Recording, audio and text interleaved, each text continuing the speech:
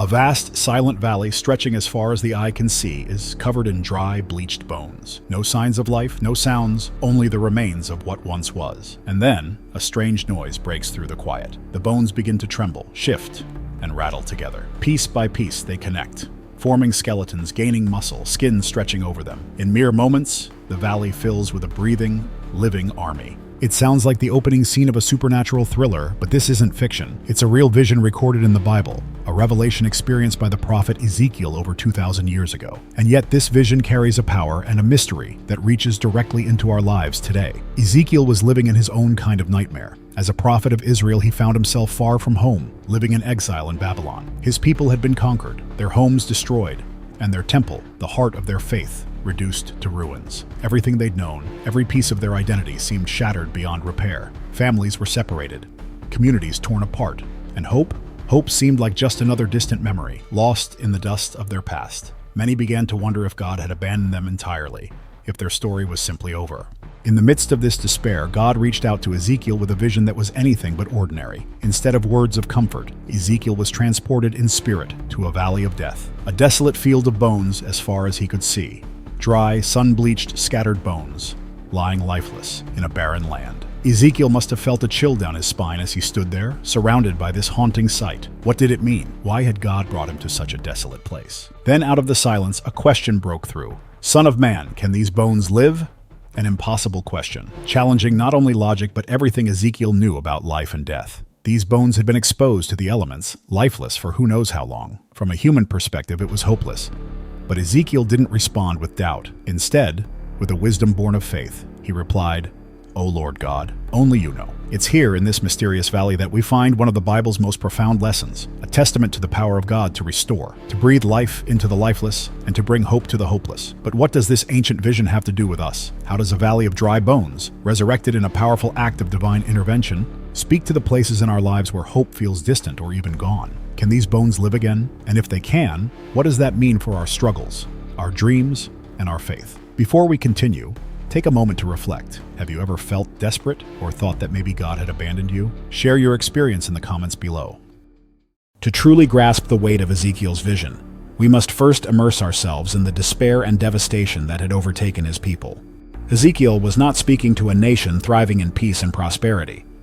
Rather, he was a prophet in a time of utter collapse, when the Israelites found themselves as captives in a foreign land, stripped of everything they held dear. Ezekiel's calling emerged amid one of Israel's darkest hours, a period when everything that once defined them was lost. For centuries, the Israelites had called the Promised Land their home. They were a people bound by their covenant with God, heirs of the promises given to Abraham, Isaac, and Jacob. Their identity was deeply woven into their relationship with God and the land He had given them. But now that land was gone, taken by a powerful enemy, the Babylonian Empire. Their capital, Jerusalem, was no longer a city of hope and worship, but a city in ruins, burned and conquered by foreign hands. The center of their spiritual lives, the temple, lay in ashes, its sacred walls reduced to rubble. This temple was more than just a place of worship. It was the dwelling place of God among His people, a tangible reminder of His presence and faithfulness. Its destruction was more than just a physical loss. It felt as if God Himself had been taken from them. In Babylon, Ezekiel and his people were forced to grapple with a reality that was foreign and hostile. They were not only far from their homeland, but also from the daily rhythms and customs that had once grounded their faith. Living among strangers who spoke a different language, worshipped different gods, and held different values, the Israelites felt isolated and misunderstood. Even the smallest elements of their identity were challenged as they tried to maintain their traditions and beliefs in an environment that did not honor them. The food was different, the language strange, and the culture foreign. Every interaction, every custom, every word spoken around them was a reminder that they were strangers in a land not their own. Their exile was not only physical but also spiritual. Cut off from the familiar sights and sounds of Jerusalem, their faith felt distant, almost unreachable. The songs of worship they had once sung with joy were now refrains of sorrow and lament. Each day, as they remembered Zion, the city they loved, they felt the weight of loss more acutely. Families were torn apart, generations divided, and the hope of a return seemed less likely with each passing day. Their children grew up not knowing the land of their ancestors, unable to understand the depth of what had been lost. As they tried to pass down their faith and heritage, They watched as the younger generation struggled to connect with the stories and promises that had once been their lifeline. This sense of hopelessness was not just individual but collective, a shared sorrow that united the Israelites in their grief. The weight of exile bore down on their spirits, and doubt began to replace their once unshakable faith. Many started to wonder if God had forsaken them entirely.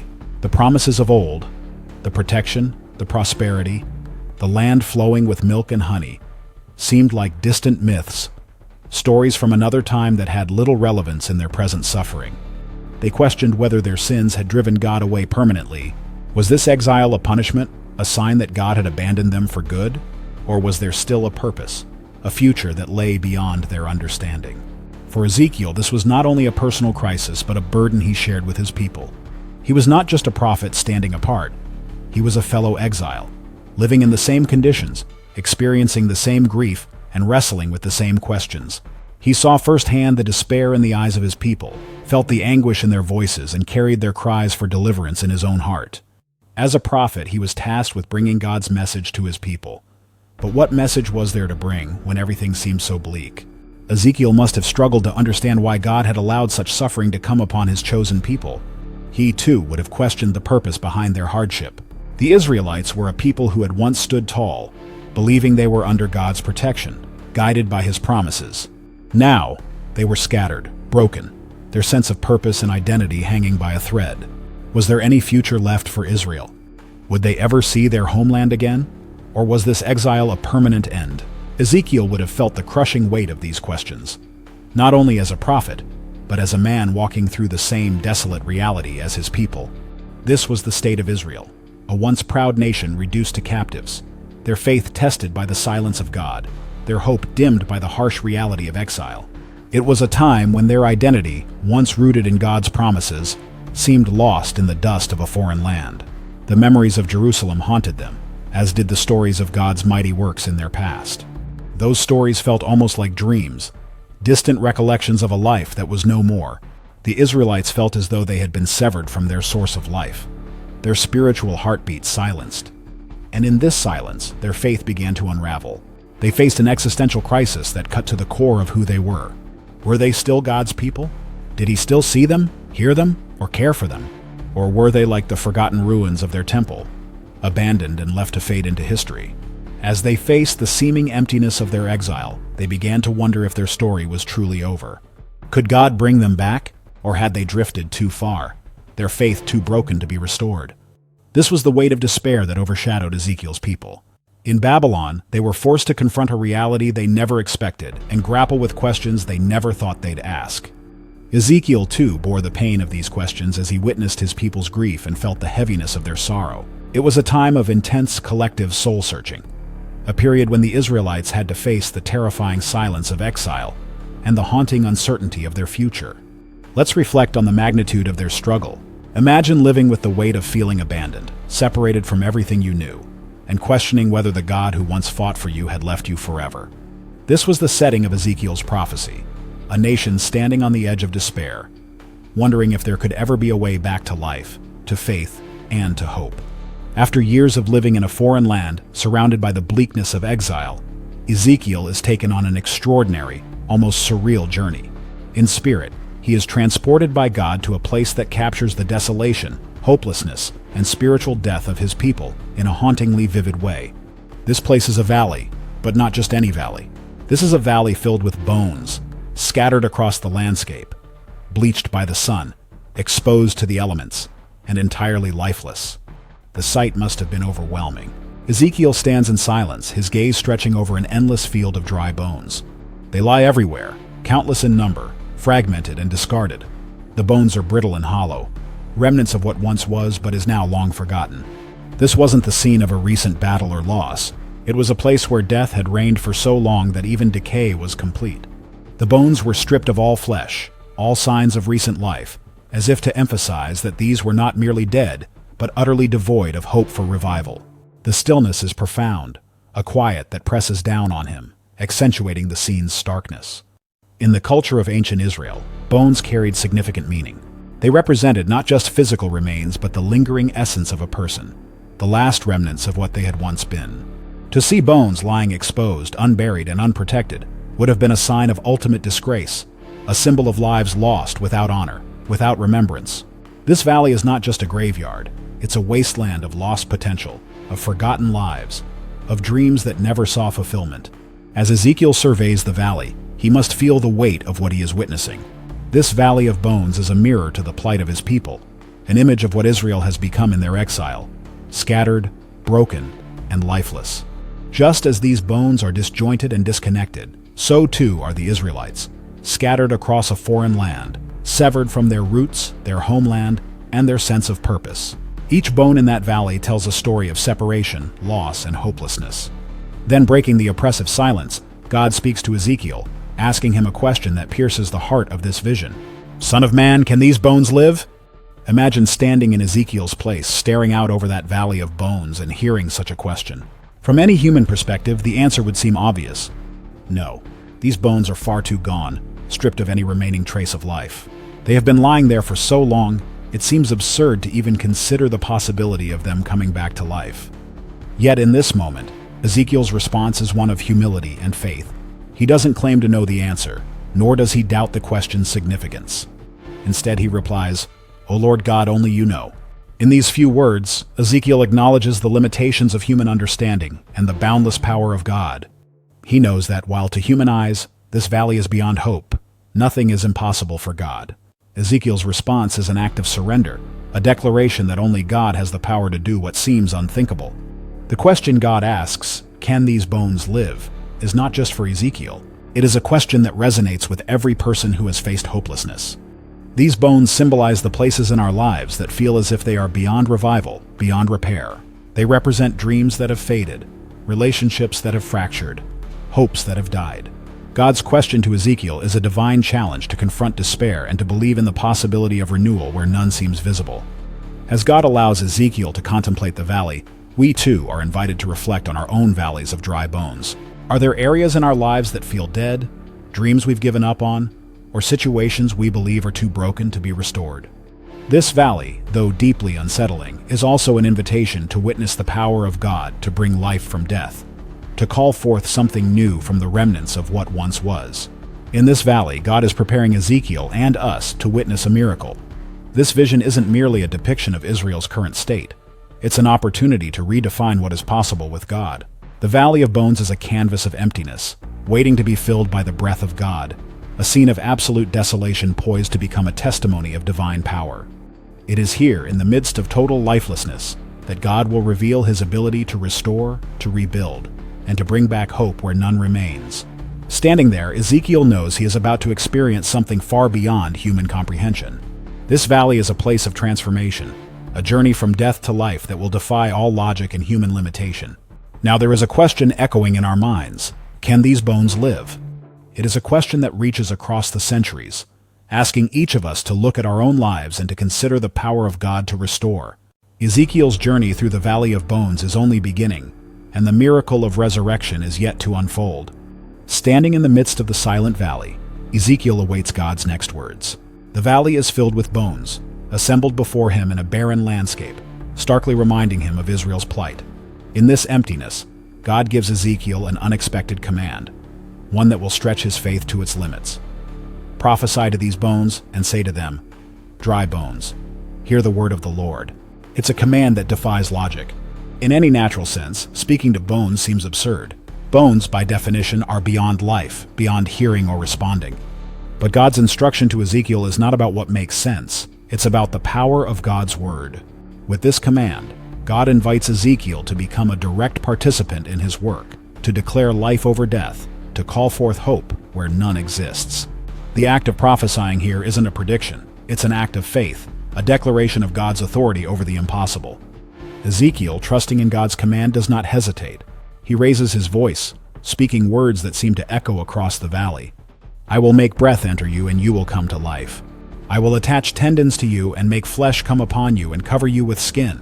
I will put breath in you, and you will come to life." In that moment, Ezekiel's words carry the weight of divine power, setting into motion a miracle that will reshape his understanding of God's restorative ability. As soon as Ezekiel speaks, a sound breaks the silence. A low, rumbling noise that rises from the bones themselves.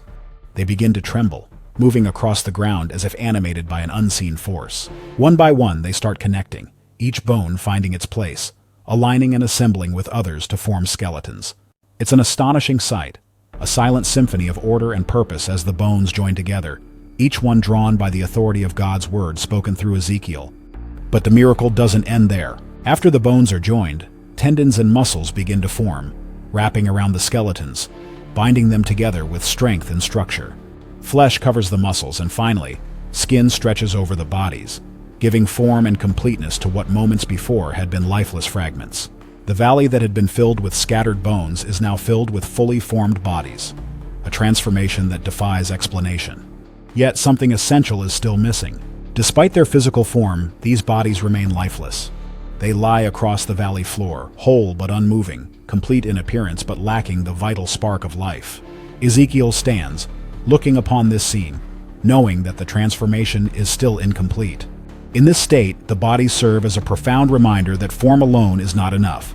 Restoration requires more than mere structure. It requires the breath, the spirit, the very essence of life that only God can give. Then, God gives Ezekiel a second command, one that elevates the miracle to a new level. Prophesy to the breath. Prophesy, Son of Man, and say to it, "Come from the four winds, O breath, and breathe upon these slain that they may live." God instructs Ezekiel to call upon the breath of life, a force beyond human control, a divine power that reaches into the depths of creation. Ezekiel, with unwavering faith, obeys once more. He speaks to the breath, inviting it to fill the lifeless bodies spread before him. As he prophesies, something incredible happens. The breath enters them, flowing into their lungs, filling each body with the essence of life. The lifeless forms begin to move, taking in their first breaths, eyes opening, hearts beating, muscles stirring into action. What was once a valley of bones is now a living, breathing army, standing before Ezekiel, restored by the power of God's Spirit. This vision isn't just a physical revival, it's a spiritual one. The breath, or ruach in Hebrew, is not simply air. It's the Spirit of God, the life-giving force that animates and sustains all living things. In the Genesis creation story, God breathes life into Adam, transforming him from dust into a living being. Here, in this valley of bones, God breathes once more, demonstrating that his Spirit alone brings true, lasting life. Without his breath, the bodies are just shells, complete in form but lacking in purpose, identity, and life. Ezekiel's role in this miracle reveals a powerful truth about faith and obedience. God could have commanded the bones to live on his own, but instead he invited Ezekiel to speak life into them, to participate in the miracle. Through Ezekiel's obedience, we see that faith often requires action, even when the command defies human understanding. By speaking to the bones, Ezekiel didn't just witness the miracle, he became part of it, a vessel through which God's power was revealed. The transformation of the valley has taken an extraordinary turn. Where there was once only silence and scattered bones, now there stands a multitude of complete bodies, arranged in order and form. Yet even with their physical wholeness, they remain still, lying across the valley like an army waiting for its command. Ezekiel stands in anticipation, knowing that the final piece of this miracle has yet to unfold. These bodies, though fully assembled, lack the one essential element that separates life from death, the breath of life. In the scriptures, this breath is more than just air. It represents the divine spirit, the essence of God that brings vitality and purpose. Without it, even the most complete structure remains empty, a mere form without function or spirit. Here, God is about to reveal a fundamental truth, that true life comes not just from physical restoration, but from his spirit, his ruach, breathed into us. God then instructs Ezekiel once more, saying, "Prophesy to the breath, prophesy, Son of Man, and say to it, 'Come from the four winds, O breath, and breathe upon these slain that they may live.'" This command is distinct from the previous one, which had focused on assembling the bones and covering them with flesh. Now Ezekiel is to call upon the breath, summoning it from the four winds, a phrase symbolizing completeness, universality, and divine presence from every corner of creation. Ezekiel obeys, calling upon the breath to enter these bodies. As he speaks, something extraordinary happens. The breath begins to fill the bodies, moving through them with a force that is both gentle and powerful. Eyes open, lungs expand, and hearts begin to beat. Slowly, each figure rises to its feet, animated not by human strength but by the Spirit of God. This valley, once a place of death and despair, has become a scene of vibrant life, filled with the sound of breathing, movement, and renewed purpose. This moment carries a profound spiritual significance, one that goes beyond the physical act of revival. The breath of life that enters these bodies symbolizes the very essence of God's Spirit, the divine force that sustains all creation. It is the same breath that, in the beginning, God breathed into Adam, transforming him from dust into a living being. Here in the valley, God demonstrates that His Spirit is not limited to the act of creation. It is a force of continual renewal, able to resurrect what was lost, revive what was lifeless, and bring purpose to what had been forgotten. For the Israelites in exile, this vision is more than a miracle. It is a message of profound hope. Through Ezekiel, God is telling them that He has not abandoned them, that His Spirit is capable of restoring them, not only physically, but spiritually. Just as the breath brought life to the bodies in the valley, God's Spirit can revive their community, restore their faith, and renew their covenant with Him. The exiled Israelites, feeling as though they were cut off from God, are reassured that His Spirit can reach them even in foreign lands, even in their scattered state. This vision speaks to the deep human need for God's Spirit, a need that goes beyond physical sustenance. As complete as we may seem outwardly, without God's breath, we lack true life, the spark that brings meaning and connection to our existence. This scene in the valley reminds us that God's Spirit is not just an aspect of life, it is life itself. It is the source of hope, strength, and renewal, a force that can transform even the most desolate places into flourishing fields. Ezekiel's role in calling upon the breath further emphasizes the partnership between human faith and divine power. God could have filled the bodies with His Spirit directly, yet He chose to work through Ezekiel to invite him to participate in this miraculous act. This act of calling upon the Spirit shows that faith often involves action, an invitation to step out, even in the face of overwhelming circumstances, and to believe that God's power is enough to bring life to what seems lifeless. In this valley, God reveals that His Spirit is both the beginning and the end of true restoration. Without His Spirit, there is no real life, no purpose, no future. The bodies may be formed, assembled, and complete, but it is only when God's breath enters them that they truly live. For the Israelites, and for all who hear this story, it is a reminder that God's Spirit alone is the source of lasting restoration. It's not enough to rebuild what was lost. Only the Spirit can bring true revival and transformation. As the vision draws to a close, Ezekiel stands in awe, surrounded by what is now a vast living army. He has witnessed firsthand the power of God's Spirit to bring life, to restore, and to revive. This army is a powerful image, not just of physical strength, but of spiritual vitality, a reminder that with God's Spirit, even what seemed utterly lost can be renewed. Ezekiel's vision of the Valley of Dry Bones is a powerful, timeless metaphor, one that reaches far beyond the prophet's era and speaks directly into our lives today. The image of scattered, lifeless bones being brought back to life by the breath of God is more than a miraculous story. It's a message of hope, renewal, and the boundless power of God's Spirit to restore even what seems beyond saving.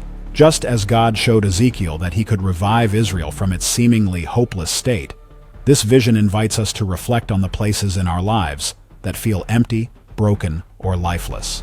We may not stand in a literal valley of bones, but we all face moments when our hopes, dreams, and sense of purpose feel as dry as those bones scattered across the valley floor.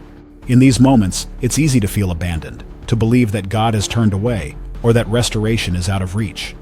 But this story reminds us that God's Spirit is always at work, even in the places that seem desolate and forgotten. For us today, this message remains profoundly relevant. We each have our own valleys, situations that appear beyond redemption, relationships that feel fractured, dreams that seem unreachable.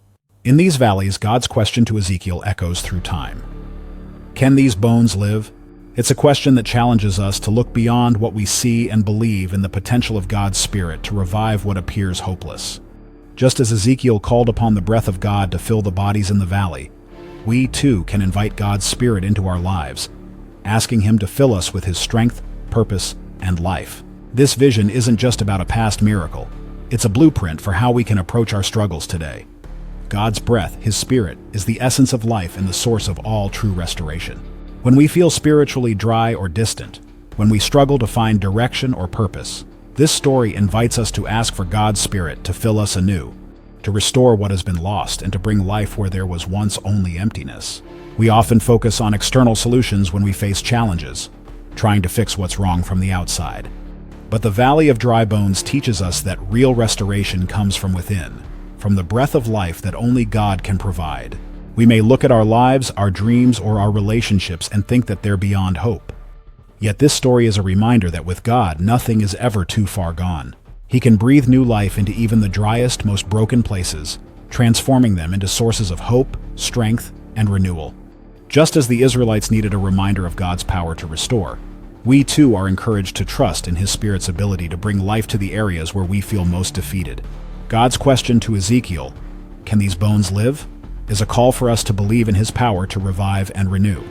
It's an invitation to look at our own lives and answer with faith, knowing that God's Spirit is always ready to bring new life, no matter how impossible it may seem. This is a reminder that God's Spirit is always available to us, ready to fill every area of our lives that feels empty or lifeless. His breath brings renewal, not just once, but continually, as we open ourselves to His presence and His power. And just like the bones in that valley, we too can be revived, restored, and made whole by the breath of life. This story challenges us to shift our focus from what we can see to what God can do.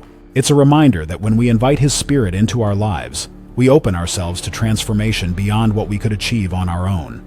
Just as Ezekiel watched an entire valley filled with lifeless bones transform into a living, breathing army, we can trust that God's Spirit has the power to bring life, purpose, and vitality to every corner of our lives, no matter how dry or desolate it may appear. In every area where we feel abandoned, scattered, or broken, God's Spirit offers the possibility of renewal. The Valley of Dry Bones is a testament to His ability to make all things new, to restore, rebuild, and bring hope where hope had faded. With this vision, we are invited not only to witness God's power, but to participate in it, calling upon His Spirit and believing in His promise to bring life to even the most barren places. And if you haven't already, be sure to like, subscribe, and share this video to stay connected and to bring hope to others who may need this reminder. Together, let's continue to seek God's Spirit, to invite His breath into our lives, and to trust in His power to bring life to every valley. Thank you for watching, and remember, with God, nothing is too far gone, and no hope is ever truly lost.